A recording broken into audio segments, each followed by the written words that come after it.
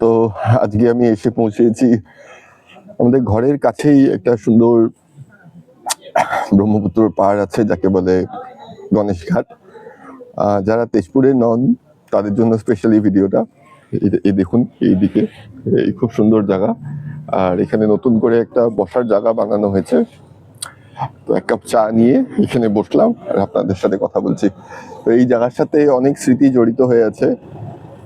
ভালো জীবনে ভালো খারাপ যাই হোক না কেন এখানে একবার আসাই হতো, এসে বন্ধুদের সাথে মনের কথা খুলে বলতাম, নিজেকে অল্প হালকা অনুভব করতাম, হালকা করতাম আর কি। অনেক সময় সেই যৌবনে আর কি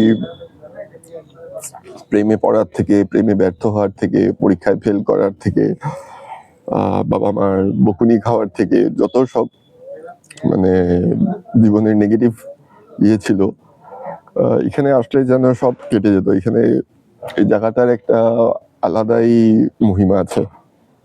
আপনাদেরকে একটু দেখিয়ে দিই জায়গাটা। এই দেখুন, এদিক দিয়ে একটা পাহাড় চলে যায় যেটাকে বলে অগ্নিগড় পাহাড়। খুব সুন্দর জায়গা।